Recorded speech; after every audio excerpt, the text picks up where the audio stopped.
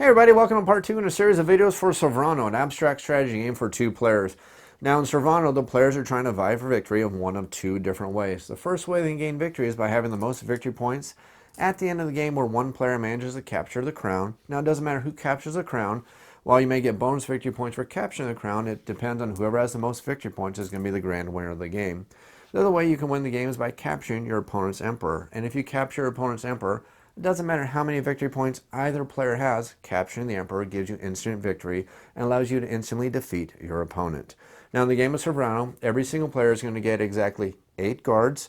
They're going to get 2 archers, they're going to get 1 emperor, and they're all going to be set up on the board the exact same way every single time you play the game. Much like chess, if you're familiar with the chess game, you're familiar with the idea of setting up the game the same way every single time. The way you're going to set up the game is you're going to have 3 guards in front.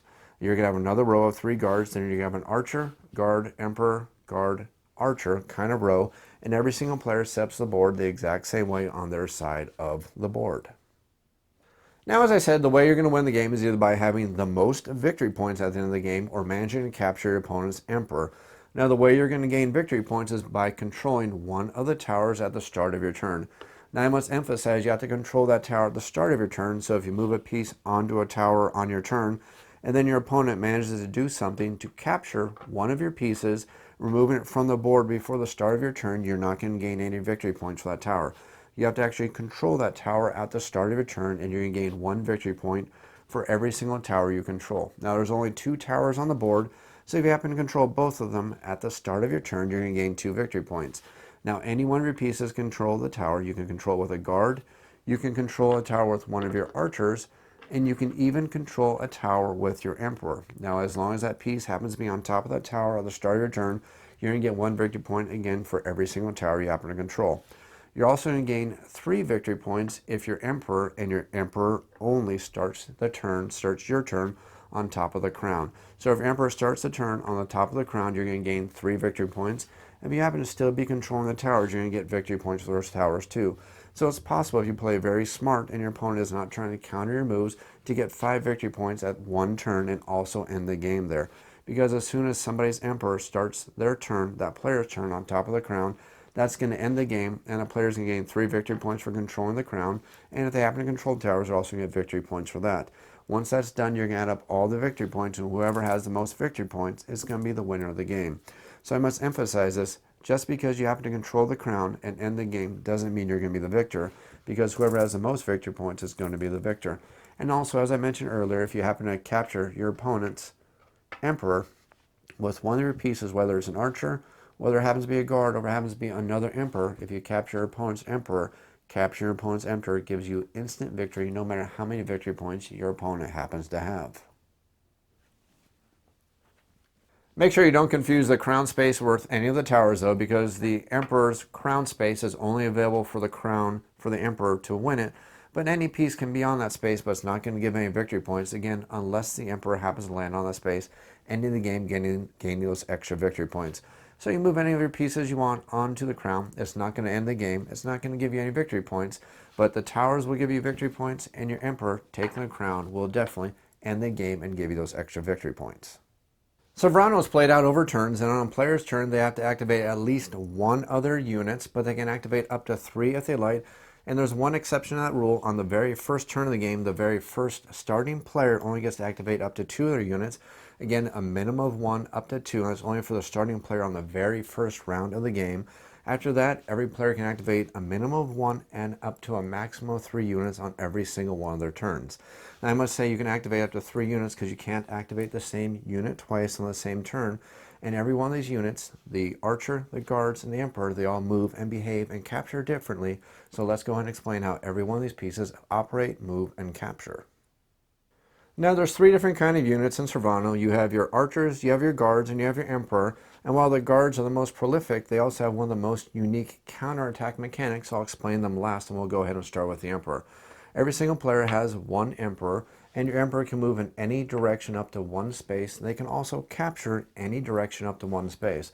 So if your opponent happens to have a piece in front of you, you can go ahead and capture it. If they happen to have a piece diagonal to you, you can again move and capture that piece. But again, remember the main rule of the game is you can never activate the same piece twice on your one turn, but you can activate up to 3 pieces on your turn. You just can't choose the same piece multiple times in a row. So your Emperor can move in all 8 directions. They can also capture in all 8 directions. The next piece you have is you have your Archer piece. Now the Archer piece is very unique in the way it moves and also in the way it captures. Now the Archer can move orthogonally, which means it can be forward, backwards, left, and right. It can go all 4 directions. But it captures exactly 2 spaces away in a diagonal. And it has to be in a diagonal. It has to be exactly 2 spaces away. And you also have to have a clear line of sight to your target. So this Archer right here could not attack this piece because it's only 1 space away. And it could not attack this piece even though it happens to be 2 spaces away. Its line of sight is blocked by this piece. So that means you can also strategically move around your opponents and move around their archers because, again, remember, you can move up to 3 pieces on your turn. But if your archer happens to have clear line of sight and your opponent happens to be exactly 2 spaces away, you can capture that opponent's piece by simply removing it from the board. Now the thing to remember about your archers is they can only move or attack. They can't do both, which is a little bit different from the other pieces, which happen to move and attack at the same time by doing the same action basically combined into one single action. The archer can either move or it can attack, and whether that attack gives you the victory or not may be irrelevant, but it can allow you to do either the movement or the attack action. Whichever one you do, that's only can do one of those 2 actions. And then finally, the final piece we have in the game happens to be the guards. Now the guards are the most unique because they have the counterattack ability, which can cause a lot of the confusion when you're learning how to play the game. Your basic guards can either move orthogonally or attack orthogonally, which means I can move left to right, forward and backwards, or I can attack by moving forward and backwards, left and right. The thing that you have to be very, very careful though with guards though is if guards happen to be in a row and lined up in the same direction that you happen to attack from, the guard that is still alive behind the piece that just got captured can do a counterattack or a riposte and attack your piece right back. And you have to be careful about that because that works in all directions with guards. If they happen to be lined up in multiple different ways, if you're not careful, those guards are going to counterattack and take your pieces away. So for example, if I have this guard here and it's the white player's turn, they happen to be attacking the dark player. If I happen to move and take this guard away, this player, not on their turn, gets to do a counterattack and doesn't even use up their action. They get a free counterattack, if they like, to take my piece away. This can also work over here. This is my playing piece, and I decide to take this piece right here. This guard can counterattack and take my piece away. So you have to be very careful about counterattacking. Guards are the only units that can counterattack. It's a free move offered to the opponent. They can take it if they want. It's not mandatory, but you have to be very, very careful and watch out for those counterattacks. Now that you understand the way the pieces work, you just need to understand the turn structure for Sovrano, and Sovrano is very, very simple. At the start of your turn, you just see if you have any of your pieces on top of one of the tower spaces. If you have a piece on top of a tower space, you simply take a victory point for every single piece that you happen to have on top of a tower space. And also, if your Emperor happens to be on top of the crown, you're also going to gain 3 additional victory points, and you're also going to instantly win the game. Now, if your Emperor is not on top of the crown, you're not going to end the game. So after you take any victory points you may get for any of the towers you happen to occupy, you're going to get to activate up to 3 of your units. And again, minimum of 1, maximum of 3 units. And once you've activated up to 3 of your units, your turn is over. You let your opponent know they can go and they can activate up to 3 units. And you're simply going to keep going on like this until somebody either manages to capture the crown and control at the start of their turn, or one player manages to capture their opponent's Emperor, instantly winning the game. I hope you enjoyed this tutorial video for Sovrano. If you want to watch some gameplay for Sovrano, check out my 3rd video in the series where I'll show you some actual gameplay for Sovrano, or you just go ahead and check out my final review for the game. If you enjoyed this video series and you want to see more like them, click that like button, click that subscribe button. As always, thanks for watching.